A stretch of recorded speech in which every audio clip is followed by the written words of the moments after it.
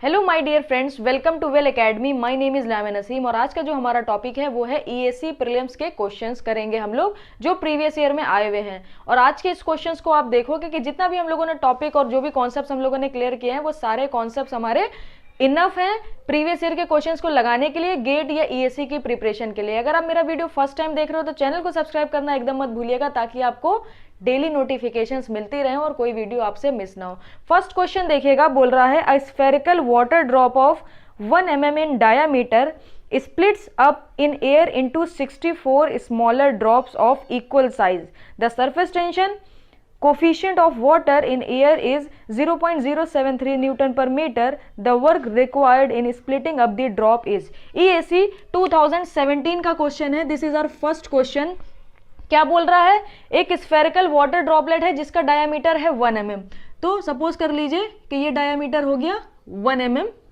फिर क्या हुआ? ये ब्रेक हुआ 64 स्मॉल ड्रॉपलेट्स में। ओके, इसको किस में ब्रेक करा गया है? 64 स्मॉल ड्रॉपलेट्स में। तो जब आप इसको 64 स्मॉल ड्रॉपलेट्स में जब ये ब्रेक होगा तो कुछ वर्क डन होगा, वही वर्क डन हमें निकालना है। हमें सरफेस टेंशन दिया हुआ है, यानी सिग्मा की वैल्यू दी हुई है 0.073 न्यूटन पर मीटर। ओके, तो कैसे निकालेंगे? देखिए, हम लोगों ने सरफेस टेंशन के दो फॉर्मूला पढ़े थे।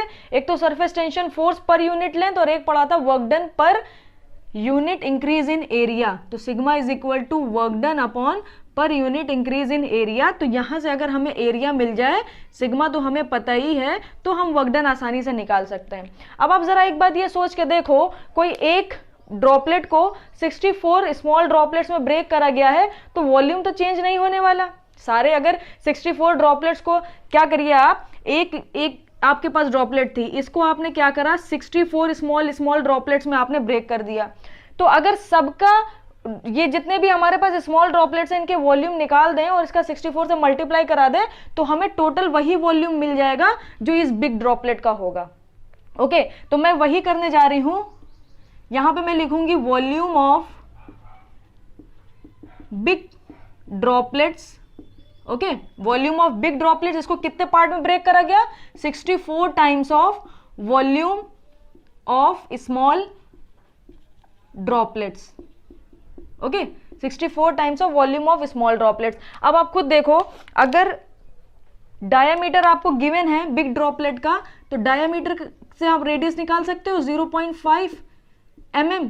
ओके, और स्मॉल ड्रॉपलेट्स के रेडियस हम लोग स्मॉल r मान लेते हैं। तो जब हम इसको सॉल्व करेंगे तो हमें मिलने वाला है बिग ड्रॉपलेट का एरिया वॉल्यूम कितना होगा? 4/3 times of pi r cube.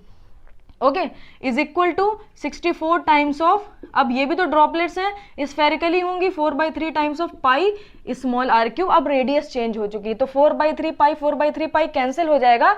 यहां से आप स्मॉल r की वैल्यू निकालोगे तो कितनी मिलने वाली है? आपको मिलेगी 0.5 टाइम्स ऑफ, और ये कितना बचेगा? 4 बचेगा। ओके, ये r क्यूब ही रखिए आप, ये हो जाएगा 0.5 क्यूब इंटू अपॉन 64। ओके, तो ये आपको मिल गई r क्यूब की वैल्यू। इसको जरा आप थोड़ा सा और सॉल्व करोगे तो 0.5/4 मिल जाएगा, क्योंकि ये 4 का क्यूब है 64, क्यूब हट जाएगा तो 0.5/4 मिल जाएगा। अब हमें निकालना है वर्क डन। देखिए वर्क डन कैसे निकालेंगे, बहुत आसान है। अब वर्क डन निकालना, हमारा वर्क डन हो जाएगा सिग्मा, जो कि हमें पता है। अब इंक्रीज इन एरिया हमारा क्या होगा? देखिए 64 times of 4 pi r square minus 4 pi capital R square. Okay, तो ये हमारा हो जाएगा वर्क डन। तो यहां से आप देखोगे work done is equal to sigma कितना दिया हुआ है? 0.073 64। अब देखिए 4 पाई दोनों में कॉमन है तो मैं 4 पाई दोनों से कॉमन लेके बाहर कर दे रही हूं। r स्क्वायर की जगह हम लोग क्या लिख लेंगे? 0.5/4 स्क्वायर माइनस ये कैपिटल R स्क्वायर की जगह क्या हो जाएगा? 0.5 square into 10 to the power -6 मैंने बाहर कर लिया। इसका रीजन ये है कि आपको जो सिग्मा दिया है वो न्यूटन पर मीटर में दिया है, और जितनी भी आपको रेडियस और डायमीटर्स दिए थे वो सारे mm में दिए थे। तो mm का स्क्वायर आप करोगे तो mm स्क्वायर कितना हो जाएगा? मीटर में जब चेंज करोगे तो 10 टू द पावर -6 हो जाएगा। तो यहाँ पर भी आएगा, यहाँ पर भी आएगा, वो भी हमने कॉमन ले लिया।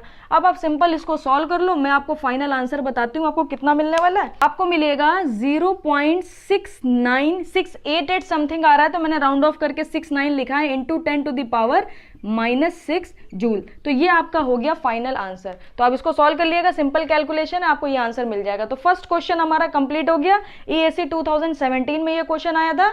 इसके साथ ही साथ हमारा मैकेनिकल का गेट का कोर्स पूरा लॉन्च हो चुका है। अगर आप एनरोल करना चाहते हो तो डिस्क्रिप्शन बॉक्स में आपको डिटेल मिल जाएगी। नेक्स्ट क्वेश्चन देखिएगा, बोल रहा है if angle of contact of a drop of liquid is acute then cohesion is equal to adhesion, cohesion is more than adhesion, adhesion is more than cohesion, both adhesion and cohesion have no connecting with the angle of contact. देखिए क्या question में बोल रहा है, ये हमारा second question है।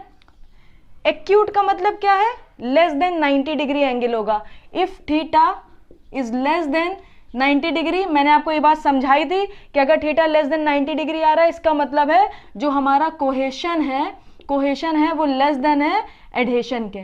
Okay, यही चीज हम लोगों ने देखी थी। यहाँ पे मैंने एक प्लेट लगाई थी इस तरीके से ग्लास की, यहाँ से एक ड्रॉपलेट आया था और इस तरीके से वो स्टिक कर गया था, जो एंगल बना था वो लेस देन 90 डिग्री था। सब चीजें पढ़ चुके हैं हम लोग। तो देखिए क्वेश्चन किस तरीके से डेवलप हुआ, इसी पर्टिकुलर कॉन्सेप्ट से कि हमें बताना है कि कोहेशन एडहेशन में क्या क्या रिलेशन हो सकता है।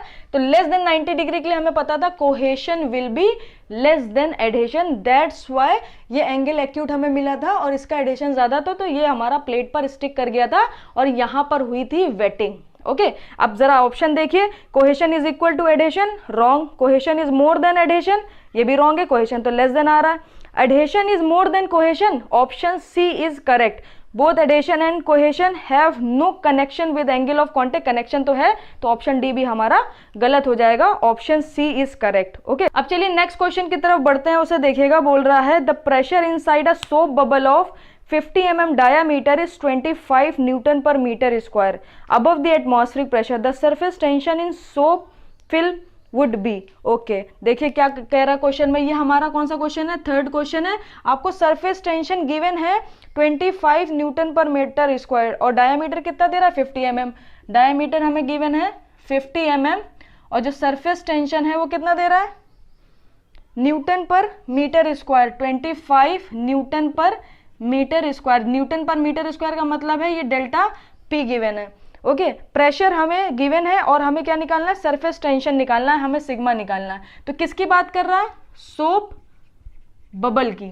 अगर सोप बबल की बात कर रहा है, इसके लिए मैंने आपको प्रूफ कराया था delta P is equal to 8 sigma upon D. Okay, liquid droplet था तो 4 सिग्मा अपॉन डी था, लिक्विड जेट था तो 2 सिग्मा अपॉन डी था, एंड सोप बबल था तो 8 सिग्मा अपॉन डी था। यहां से हमें सिग्मा निकालना है, तो ये हो जाएगा 25। अब जरा ध्यान दीजिए, 25 न्यूटन पर मीटर स्क्वायर है, तो ये 8 इंटू सिग्मा और ये डायमीटर कितना हो जाएगा 50 इंटू 10 टू द पावर -3। जरा यहाँ पे सॉल्व करिए, अगर आप सिग्मा की वैल्यू यहाँ से सॉल्व करोगे तो ये आ जाएगा 25 into 50 upon 8 into 10 to the power 3। अब जरा सॉल्व करिए यहाँ से, ये हो जाएगा 2 4 ज़ा 8, ये हो जाएगा 225 ज़ा। ओके, तो यहाँ से सिग्मा की वैल्यू अगर आप सॉल्व करोगे तो आपको मिलने वाली है 25 square divided by 4 divided by 1000, 0.156 Newton पर मीटर। ओके, तो ये हमारा फाइनल आंसर हो गया। तो 3 क्वेश्चन हम लोगों ने कवर करे।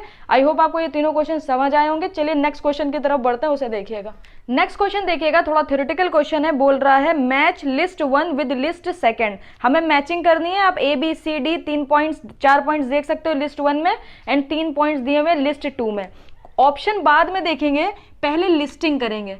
ओके, लिस्ट 1 दी हुई है हमें एंड लिस्ट 2 दी हुई है। 1 लिस्ट में हमारा क्या दिया हुआ है, आइडियल फ्लूइड दिया हुआ है, आइडियल फ्लूइड। ओके, सेकंड हमारा क्या दिया हुआ है, न्यूटोनियन फ्लूइड, न्यूटोनियन फ्लूइड। उसके बाद हमारा क्या दिया हुआ है, फिर हमें दिया हुआ है inviscid fluid and real fluid. तो इनविसिड फ्लूइड लिख लीजिए, इनविसिड फ्लूइड, और फोर्थ है हमारा रियल फ्लूइड। अब लिस्ट 2 में क्या दिया हुआ है, लिस्ट 2 में आपको दिया हुआ है, मैचिंग करनी है। यहां पर आपको दे रहा है विस्कोसिटी। ओके, अब विस्कोसिटी की क्या क्या वैल्यू दी है, 0, नॉन जीरो, और दिया हुआ है mu du upon dy, du upon dy। Okay, तो आइडियल फ्लूइड हमारा कौन सा फ्लूइड होता है, सबसे पहले आपको वो बात सीखनी चाहिए। आइडियल फ्लूइड हम लोग कब बोलेंगे, कोई भी फ्लूइड हमारा आइडियल फ्लूइड है जब जीरो विस्कोसिटी हो, ओके, जीरो विस्कोसिटी हो, इनकम्प्रेसिबल हो और इनविसिड हो, इनविसिड फ्लूइड हो, ओके। तो आइडियल फ्लूइड हमारे इनविसिड फ्लूइड होते हैं, जीरो विस्कोसिटी होती है और इनकम्प्रेसिबल होते हैं, उसको हम लोग आइडियल फ्लूइड बोलते हैं। आगे और भी आइडियल फ्लूइड के बारे में डिस्कस करेंगे। तो अगर आप इसको 1, इसको 2, इसको 3 मान लो, और ये ए है, ये बी है, ये सी है, ये डी है, तो मैचिंग किस तरीके से करेंगे? आइडियल फ्लूइड की विस्कोसिटी कितनी होगी? 0 होगी, तो ए का ऑप्शन होना चाहिए 1, यानी ए की 1 के साथ मैचिंग होनी चाहिए। न्यूटोनियन फ्लूइड के लिए क्या मैच कर रहा है? Mu D U upon D Y matching हो रही है न्यूटोनियन फ्लूइड के लिए, तो बी के लिए हमारा करेक्ट ऑप्शन क्या होगा? सी होगा। करेक्ट मैचिंग क्या होगी? ऑप्शन 3 होगा। इनविसिड फ्लूइड मैंने आपको बताया आइडियल फ्लूइड है जीरो विस्कोसिटी, इनकम्प्रेसिबल, इनविसिड, तो इनविसिड फ्लूइड के लिए भी 0 ही विस्कोसिटी हो जाएगी, तो सी का जो भी मैचिंग होगी वो भी 1 ही होने वाली है, ओके। अब बात आती है रियल फ्लूइड की, तो रियल फ्लूइड की विस्कोसिटी 0 नहीं होती है, नॉन जीरो विस्कोसिटी होती है रियल फ्लूइड के लिए, तो जो डी ऑप्शन है वो मैच कर जाएगा किससे? सेकंड वाले ऑप्शन से। तो ये हमारा फाइनल आंसर आ गया। अब जरा मैचिंग करो, आपका क्या आया है? 1 3 1 2। देखोगे फर्स्ट में 1 2 3 2 गलत, 2 3 3 1 गलत, 1 3 1 2, ऑप्शन सी इज करेक्ट। अब ऑप्शन सी करेक्ट है तो डी ऑटोमेटिक हमारा गलत हो गया। तो ये हमारा क्वेश्चन हो गया 4th। नेक्स्ट क्वेश्चन देखिएगा, वो आपको दिखाते हैं कैसे आता है। बोल रहा है in a quiescent sea density of water at free surface is rho naught and at a point much below the surface density is rho, neglecting variation of gravitational acceleration g and assuming a constant value of bulk modulus k, the depth h of a point from a free surface is, okay। देखिए मैंने diagram already draw कर रखा है। इस तरह से quiescent एक सीधी हुई है, सरफेस पे जो डेंसिटी है वो रो नॉट दी है, एट अ डेप्थ h जो हमारी डेंसिटी दी है वो रो दी हुई है। हमें क्या निकालना है? हमें निकालना है ये डेप्थ h कितनी होगी। बल्क मॉडुलस बोल रहा है k है, ग्रेविटेशनल एक्सेलरेशन g हमारा कांस्टेंट है। तो अगर आप थोड़ा सा ध्यान करो, मैंने आपको बल्क मॉडुलस एंड डेंसिटी का एक रिलेशन पढ़ाया था, तो वो क्या था? कंप्रेसिबिलिटी में पढ़ा था, k is equal to rho dp upon d rho, okay, dp upon d rho. अब प्रेशर क्या हो जाएगा? रो जी एच होता है, तो रो जी एच, तो ये हमारा हो जाएगा रो जी एच, हमारा प्रेशर हो जाएगा। तो यहां से k इज इक्वल टू आप लिख सकते हो रो जी एच अपॉन, ये हो जाएगा D rho upon rho, okay. तो ये हो जाएगा रो जी एच, डी रो क्या होगा? चेंज, चेंज क्या है? रो माइनस रो नॉट अपॉन, ये हो गया रो नॉट। अब जरा h की वैल्यू यहां से फाइंड करिए, तो ये हो जाएगा k बाई रो जी, और ये बचेगा rho minus rho naught upon rho naught. तो यहां से h की वैल्यू आपको पास मिल जाएगी k बाई रो जी, ये हो जाएगा rho upon rho naught minus 1, okay. अब जरा ये रो जो है आपके पास बाहर, इसको भी अंदर ले जाइए, तो आपको मिलेगा k by G 1 upon rho naught minus 1 upon rho. तो ये फाइनल आंसर आ जाएगा। अब जरा ऑप्शन मैच करिए, k by G 1 upon rho naught minus 1 upon rho, option C match कर रहा है। आप ऑप्शन सी को देखो, जो हमारा आंसर आया है और जो ऑप्शन सी है वो करेक्ट है, ओके। तो ये कितने क्वेश्चन हमने कंप्लीट कर लिए? हमने 5 क्वेश्चन कंप्लीट कर लिए, ये हमारा 5th क्वेश्चन था। चलिए 2 क्वेश्चंस और देखते हैं, उसके बाद इस वीडियो को यहीं पर रोक देते हैं। नेक्स्ट क्वेश्चन देखिएगा, बोल रहा है in a experiment the following shear stress time rate of shear strain value are obtain for a fluid. Rate of shear strain आपको दिया हुआ है और शेयर स्ट्रेसेस दी हुई है। आपको बताना है how can the fluid be classified. Newtonian fluid होगा, बिंगम प्लास्टिक फ्लूइड होगा, सूडो प्लास्टिक फ्लूइड होगा, डाइलेटेंट फ्लूइड होगा। बहुत ही इंटरेस्टिंग क्वेश्चन है, जो भी मैंने आपको पढ़ाया है उसी कॉन्सेप्ट से रिलेटेड है, उतने ही कॉन्सेप्ट में ये क्वेश्चन सॉल्व कर लेंगे। शेयर स्ट्रेन कितनी दी है? देखिए अब खाली मैं यूनिट लिखे दे रही हूँ, पर सेकेंड से रिप्रेजेंट करता है शेयर स्ट्रेन को। इसकी वैल्यू आपको दी है 0 2 3 4, 0 2 3 4। टाउ कितना दिया हुआ है? टाउ की वैल्यू आपको दी हुई 0 1.4 2.6, 0 1.4 2.6, उसके बाद 4। अब आप जरा ध्यान करो, आपने जो इक्वेशन पढ़ी थी वो पढ़ी थी tau is equal to mu D U upon D Y to the power, tau is equal to A D U upon D Y to the power N plus B, okay. अब आप question में देखो, आपको Newtonian fluid, Bingham plastic, pseudo plastic और dilatant fluid में बताना है कि ये जो डेटा दिया है ये किस फ्लूइड के लिए होगा। अगर D U upon D Y 0 पे टाउ 0 मिल रहा है, D U upon D Y के 0 होने पे टाउ 0 मिल रहा है, इट मीन्स बी भी 0 होगा। तभी तो जीरो मिलेगा ना। अगर बी की कुछ वैल्यू होगी तो ये पार्ट आप यहां से देखो, यहाँ पे जीरो भी पुट कर दोगे तब भी tau is equal to B मिलेगा। इट मीन्स ये बिंगम प्लास्टिक फ्लूइड तो नहीं हो सकता। क्यों नहीं हो सकता? क्योंकि बिंगम प्लास्टिक फ्लूइड में हमें थ्रेशोल्ड शेयर स्ट्रेस की जरूरत होती है, वहां पर B does not equal to zero होता है। तो ऑप्शन बी जो है वो हमारा नहीं हो सकता। ऑप्शन बी हमारा, यहां पे मैं लिख देती हूं ए बी सी डी, तो ऑप्शन बी नहीं हो सकता, बिंगम प्लास्टिक फ्लूइड नहीं हो सकता। एक बात समझ आ गई। अब Newtonian fluid, pseudoplastic and dilatant fluid की बात आती है। तो न्यूटोनियन फ्लूइड अगर होगा तो स्ट्रेट लाइन फॉलो करेगा ना, न्यूटोनियन फ्लूइड होगा तो स्ट्रेट लाइन फॉलो करेगा। जरा आप इसको देखिएगा, D U upon D Y यहां रखते हैं और शेयर स्ट्रेस यहां रखते हैं।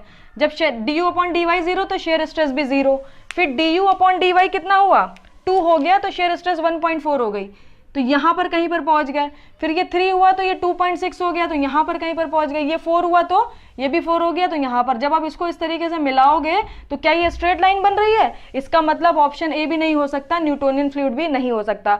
अब 2 ऑप्शन बचे, या तो डाइलेटेंट फ्लूइड है या तो स्यूडोप्लास्टिक फ्लूइड है। अब डाइलेटेंट फ्लूइड के लिए आपने ग्राफ कुछ इस तरीके से पढ़ा था, एन की वैल्यू बढ़ती थी तो हमारा क्या होता था, स्लोप बढ़ता था। तो इसमें देखिए स्लोप बढ़ रहा है। और जो आपने स्यूडोप्लास्टिक फ्लूइड पढ़ा था वो इस तरीके से था, एन की वैल्यू वहां घट रही थी तो पूरा ओवरऑल स्लोप घट रहा था। तो देखिए टॉप पर जाने पर स्लोप 0 हो गया। तो ये जो ग्राफ है ये डाइलेटेंट फ्लूइड को फॉलो कर रहा है, यानी सी ऑप्शन भी गलत हो गया और डाइलेटेंट फ्लूइड हमारा सही होगा। ये करेक्ट अप्रोच है किसी भी पर्टिकुलर क्वेश्चन को अटेम्प्ट करने के लिए। ओके तो एक क्वेश्चन और करते हैं, उसे देखिएगा। बोल रहा है क्वेश्चन में, the capillary rise at 20 degree centigrade in a clean glass tube of 1 mm diameter containing water is approximately. बहुत ही अच्छा क्वेश्चन है, 7th क्वेश्चन है। कैपिलरी राइज पूछ रहा है, क्लीन ट्यूब है यानी क्लीन ट्यूब वाटर है, तो थीटा हम क्या लेंगे 0 डिग्री। प्योर वाटर के लिए मैंने आपको बताया था कि 0 डिग्री ही लेना है एंगल। ओके उसके बाद डायमीटर कितना दे रहा है, डायमीटर बोल रहा है 1 mm है। आपको वाटर बता दिया और सरफेस टेंशन नहीं बताया, यानी सिग्मा की वैल्यू नहीं दी है, तो वो भी मैंने आपको लिखवाई थी। Water air interface at 20 degree centigrade, वहां पे मैंने टेम्परेचर भी मेंशन करा था, कितना था 0.073 न्यूटन पर मीटर। आपको राइज बताना है यानी एच की वैल्यू बतानी है। क्या जी की वैल्यू आपको दी है? नहीं दी है तो कोई बात नहीं, 9.81 हम लेट कर लेंगे। G is equal to 9.81 metre per second square. अब राइज पूछ रहा है तो क्या फॉर्मूला पड़ा था, 4 sigma cos theta upon rho into g into d. अब देखिए एच हमारा क्या आ जाएगा 4, 0.073 ओके इंटू कॉस 0 1 हो जाएगा। डेंसिटी वाटर है ना 1000 ले लीजिए जल्दी से। जी कितना हो जाएगा 9.81 और डायमीटर कितना होगा 1 इंटू 10 टू द पावर -3। यहाँ पर ये मत भूलिएगा, बाकी सारी यूनिट्स मीटर में है, सिर्फ एक लौता डायमीटर ऐसा है जो mm में रखा है, उसको आपको चेंज करना पड़ेगा। यहाँ पर जब आप इसे सॉल्व कर लोगे तो h की वैल्यू आपको मिल जाएगी। मैं डायरेक्ट आंसर बता देती हूँ 30 mm। कैलकुलेटर उठाइए, इसे सॉल्व कर लीजिए, आपका आंसर 30 mm आपको मिल जाएगा। तो आई होप आपको ये सारे क्वेश्चन समझ आए होंगे, अच्छे लगे होंगे। अगर कोई प्रॉब्लम लगी हो तो कमेंट करके पूछना मत भूलिएगा, डाउट्स क्लियर करिएगा, डाउट्स एकदम माइंड में मत रखिएगा। मैं मिलूंगी आपसे नेक्स्ट वीडियो में। इसके साथ ही साथ हमारा मैकेनिकल का गेट का कोर्स पूरा लॉन्च हो चुका है। अगर आप एनरोल करना चाहते हो तो डिस्क्रिप्शन बॉक्स में आपको डिटेल मिल जाएगी। नेक्स्ट वीडियो में एक नया चैप्टर मैं स्टार्ट करने जा रही हूँ, दैट इज फ्लूइड स्टैटिक। तब तक के लिए अच्छे से तैयारी करिए। प्रीवियस वीडियो कोई भी अगर आपसे मिस हो गई तो जाके जल्दी से देख लीजिए और पूरा चैप्टर अच्छे से कंप्लीट कर लीजिए। Thank you so much.